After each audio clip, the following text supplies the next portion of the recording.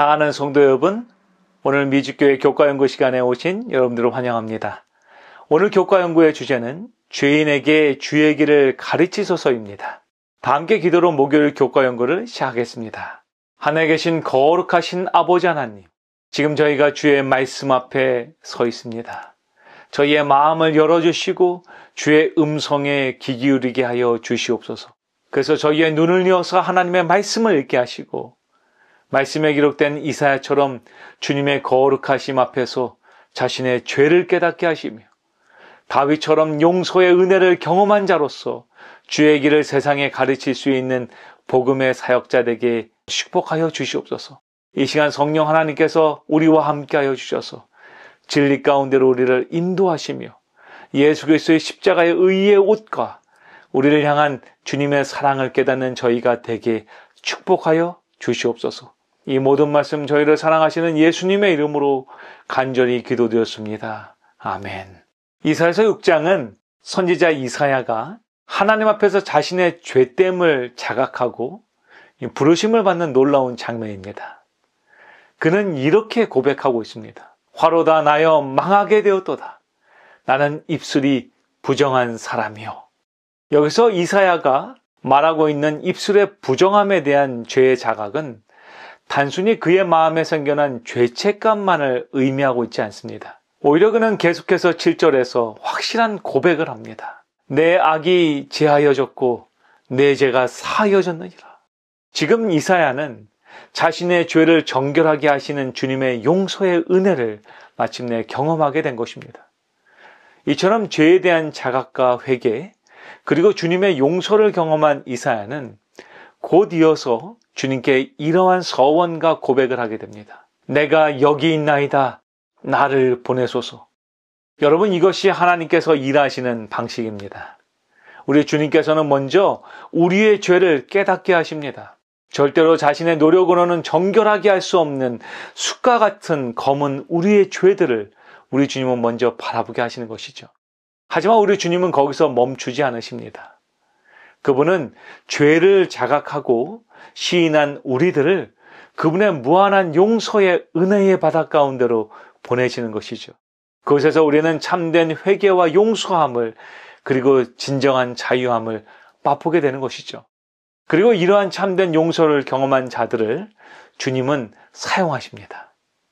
이것은 억지로 이루어지는 것이 아닌 마음에서 우러나오는 자발적인 순종에서 시작된 사역의 참여인 것입니다.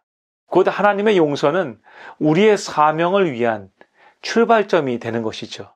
그렇게 시편 51편에서 다윗은 다음같이 기도합니다. 내게 정한 마음을 창조하시고 정직한 영을 새롭게 하소서.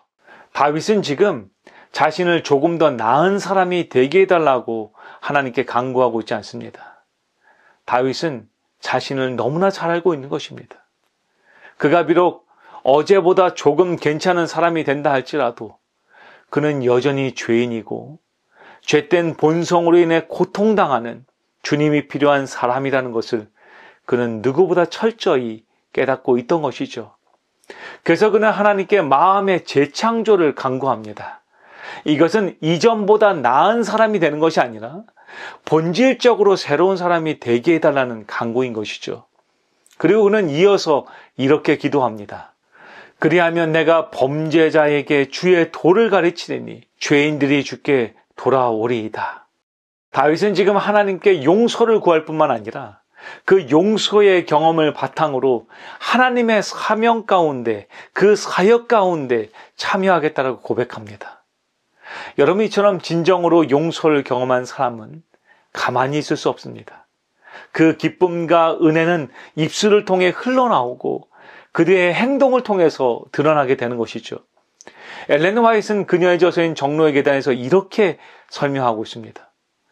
누구든지 그리스도께 나아간다면 자신이 예수 안에서 얼마나 좋은 친구를 만났는지를 다른 사람들에게 알리고자 하는 마음이 일어나며 구원하고 성결하게 하는 진리를 마음속에만 가두어 둘 수 없다. 만일 우리가 그리스도의 의의 옷 입고 그분의 내재하는 성령의 기쁨으로 충만하다면 우리는 잠잠할 수 없을 것이다. 우리가 주의 선하심을 맛보아 알았다면 무언가 할 말이 있을 것이다. 빌립이 구주를 만났을 때와 같이 우리도 다른 사람을 구주 앞으로 인도할 것이다. 여러분, 이처럼 복음은 가슴에만 담아둘 수 없는 존재라는 것입니다. 마치 사마리아의 우물가에서 주님을 만난 여인이 그녀의 본질이 완전히 변하여 주님을 향한 참된 예배자여 전도자가 된 것처럼 그리스도를 만난 사람들은 자연스럽게 그의 본질이 바뀌게 되는 것이죠.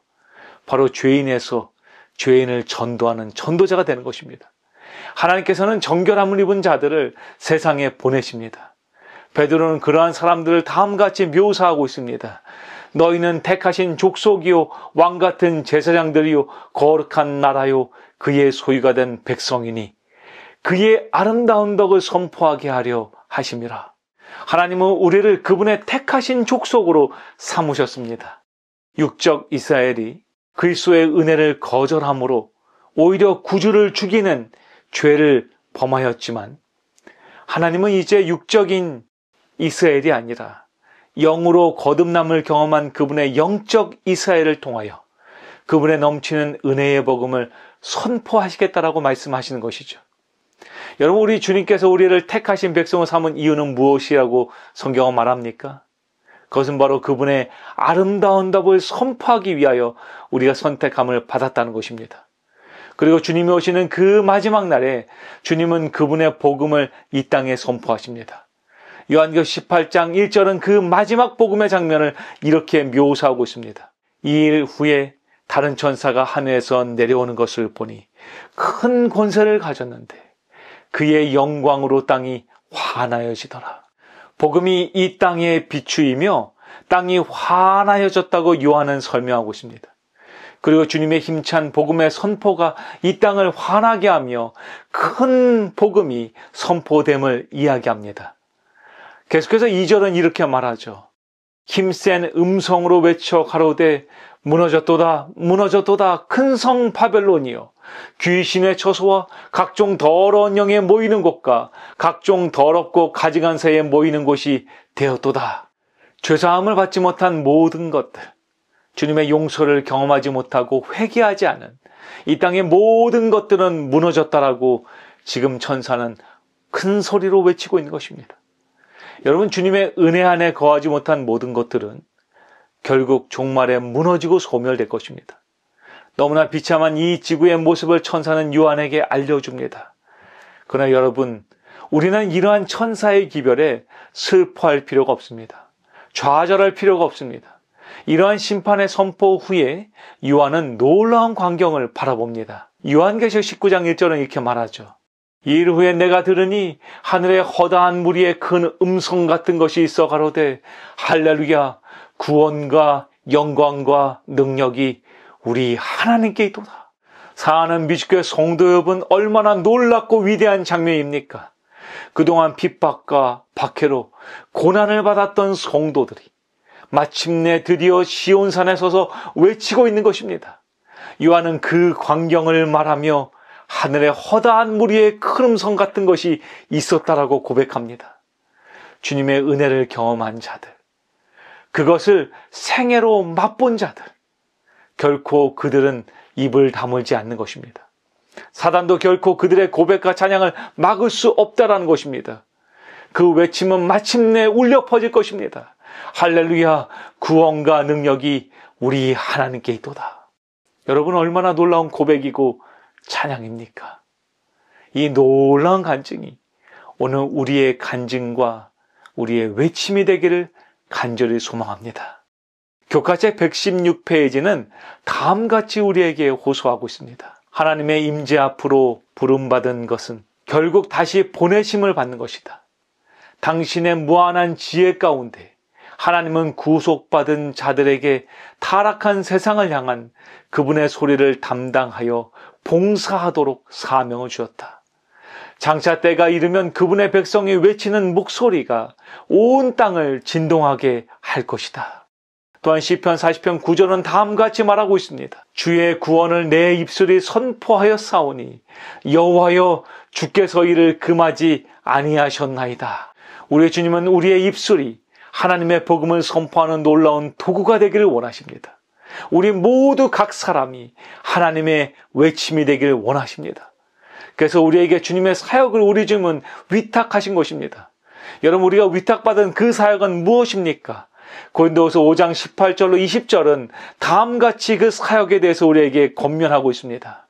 모든 것이 하나님께로 났나니 저가 그리스도로 말미암아 우리를 자기와 화목하게 하시고 또 우리에게 화목하게 하는 직책을 주셨으니 이는 하나님께서 그리스도 안에 계시사 세상을 자기와 화목하게 하시며 저희의 죄를 저희에게 돌리지 아니하시고 화목하게 하는 말씀을 우리에게 부탁하셨느니라. 여러분, 지금 성경은 우리에게 분명하게 말하고 있습니다. 하나님은 우리로 하여금 세상을 화목하게 하는 그 복음을 맡은 자로 선택하셨다는 것입니다. 그 복음의 전도자로 우리를 선택하셨다는 것이죠. 교회증언 3권 388페이지에 이렇게 권면합니다. 예수께서 하시기 위하여 오셨노라고 선포하신 그 위대한 사업은 땅 위에서 당신을 따르는 자들에게 위탁되었다. 그리스도께서는 우리의 머리로서 구원의 위대한 사업에서 앞서 인도하시며 우리에게 당신의 모본을 따르라고 명령하신다. 그분은 우리에게 세계적인 기별을 주셨다. 이 진리는 모든 나라와 방언과 백성에게 전파되어야 한다. 여러분, 얼마나 놀라운 위탁입니까? 하나님께서는 그분의 은혜의 사역에 지금 우리를 초청하고 계십니다. 재림교회는 마지막 시대를 위한 예언적 부르심을 받은 공동체입니다. 우리는 단순히 윤리적 종교인이 아니라 하늘에서 온 세천사의 기별을 선포하는 복음의 기별자인 것이죠. 이 기별은 경고이기 전에 복음인 것입니다. 영원한 복음으로 시작되고 창조주를 경배하는 예배의 부르심으로 이어지는 것이죠. 그리고 그 복음의 선포와 찬양으로 그 사역이 마침내 맞춰지게 되는 것입니다.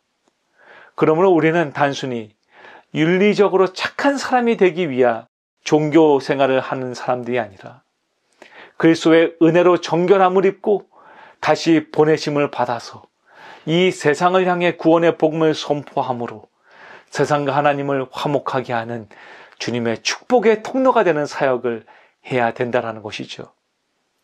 우리 주님은 그 사역 가운데 지금 여러분들을 초청하고 계십니다.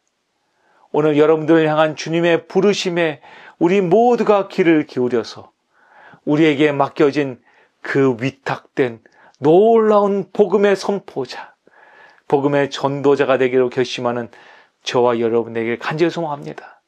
이사야가 참된 용서를 경험한 이후에 주님의 복음을 선포하는 복음의 전도자가 되었던 것처럼 우리도 우리가 받은 은혜의 복음을 우리의 가정에 그리고 우리의 교회에 그리고 세상에 전하는 은혜의 사역자가 되기를 간절히 소망합니다. 그렇게 할 때 우리 주님은 반드시 우리를 칭찬하시며 우리 곁으로 오실 것입니다. 다 함께 기도로 오늘 교과 연구를 마치겠습니다. 사랑의 아버지 하나님, 오늘 저희를 이새야처럼 주님의 보호자 앞에 서게 하시고 저희의 허물과 연약함을 있는 그대로 보게 하시며 그럼에도 불구하고 내 죄가 사여졌다라고 말씀해 주시니 주님 너무나 감사합니다. 주님, 우리의 입술을 정결하게 하셔서 주의 복음을 전하는 자로 사용하여 주시옵소서. 그래서 이사야가 순종함으로 고백하였던 것처럼 우리 모두가 내가 여기 있나이다, 나를 보내소서라고 주님께 고백하는 믿음의 백성 되게 축복하여 주시옵소서. 저희를 너무나 사랑하시는 예수님의 이름으로 간절히 기도드렸습니다. 아멘.